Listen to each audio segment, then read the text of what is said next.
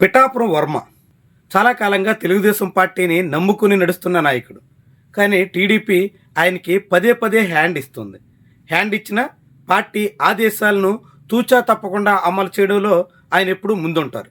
అలాంటి నాయకుడు ఇప్పుడు తన పార్టీ అధినేతకు అవమానం జరుగుతోంది అంటూ లబోదిబోమంటున్నారు. చంద్రబాబుకి తగిన ప్రాధాన్యత ఇవ్వడం లేదు అంటూ కలత చెందుతున్నారు. రాష్ట్ర ముఖ్యమంత్రికే కనీస గౌరవం కూడా ఇవ్వరా అంటూ ఆందోళనకు పూనుకుంటున్నారు. చంద్రబాబుకి గౌరవం లేని చోట తానెందుకు అంటూ పలు కార్యక్రమాల్లో బాయ్కాట్ కూడా చేస్తున్నారు.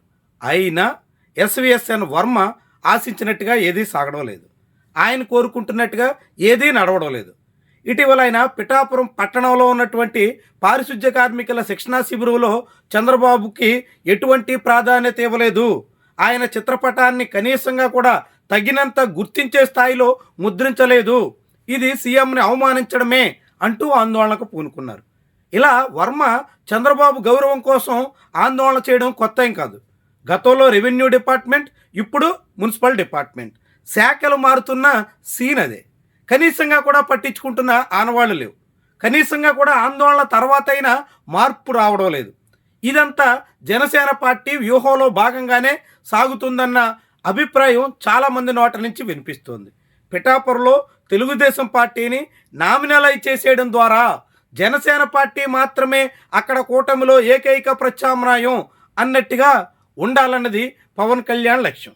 అందుకు తగ్గట్టుగానే ఆయన చాలా కాలంగా ప్రయత్నాలు చేస్తున్నారు. ఎస్విఎస్ఎన్ వర్మకి ఏదో ఒక పోస్టులో అకామిడేట్ చేయాలని టీడీపీ నాయకత్వం ఆశించిన సమయంలో కూడా అడ్డుపుల్ల వేశారనే అభిప్రాయం ఉంది.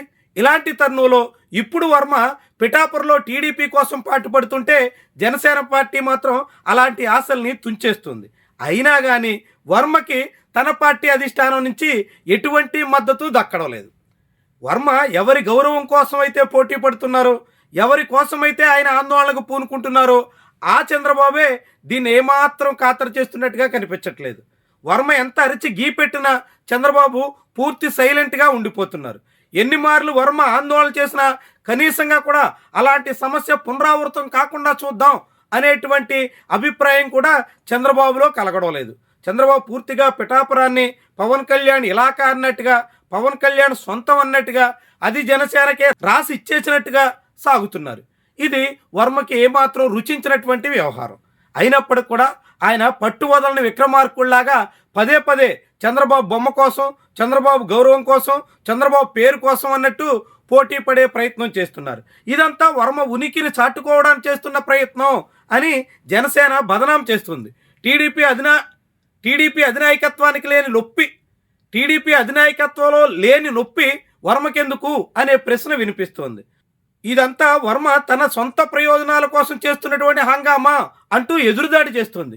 అయినా కానీ టీడీపీ నాయకత్వం స్పందిస్తున్న దాఖలాలు లేవు. వర్మకే అండగా నిలబడే ఆనవాళ్లు కనిపించట్లేదు. దాంతో వర్మ ఎంత ప్రయాసపడినా, ఎంతగా తపన పడినా, ఎంతగా ఆదుర్దాపడినా అందువల్ల కలిగేటువంటి ప్రయోజనం ఏ కోసానా కనిపించట్లేదు. అయితే మరి ఇలా ఎన్నాళ్ల పాటని వర్మ తన అధిష్టానం సహకారం లేకపోయినా జనసేన వెంట సాగడానికి కానీ, లేకుంటే జనసేన చేస్తున్నటువంటి నిర్వాహకాలని నిలువరించడానికి కానీ ప్రయత్నం చేస్తారు. ఎంతకాలమని అలా ఆయన ఓపికగా సాగుతారు? ఎంతకాలమని ఇలాంటి అవమానాలు భరిస్తారు? ఆయన బాయ్కాట్ చేస్తున్నా కనీసం కూడా జనసేన నాయకత్వం పట్టించుకోకుండా నీ మానాన్ని నువ్వు సాగిపో అన్న సంకేతాలు పంపేస్తుంటే ఎంతకాలమని వర్మ ఓపికతో వ్యవహరిస్తారు? ఇవన్నీ కూడా ముఖ్యమైనటువంటి అంశాలు. అయినప్పటికీ టీడీపీ నాయకత్వానికి మాత్రం ఇదేమీ పట్టని వ్యవహారంగా మారిపోతుంది. పిఠాపురం అంటే తమది కాదన్నట్టుగా సాగిపోతుంది. పిఠాపురంలో ఏం జరిగినా పట్టించుకోవాల్సిన పని లేదన్నట్టుగా వ్యవహరిస్తుంది. ఇదే ఇప్పుడు వర్మ ఒంటరైపోవడానికి కారణంగా కనిపిస్తోంది. మొత్తంగా పిఠాపురంలో ఎస్విఎస్ఎన్ వర్మ అంటే ఆయన ఏదో పోరాడే తత్వం కలిగినటువంటి నేతగా ప్రజల్లో అంతో ఎంతో గుర్తింపే ఉందే కానీ ఆయన తమ కోసం పోరాడుతున్నారు అనేటువంటి వేసమెత్తు సానుకూల అభిప్రాయం కూడా ఆయన పార్టీ అధిష్టానం నుంచి అయితే దక్కే అవకాశాలు లేవు. మరి ఇలా ఎంతకాలమని, ఏ తీరునని ఈ మాదిరిగా వర్మ సాగగలరు అన్నదే ప్రశ్న.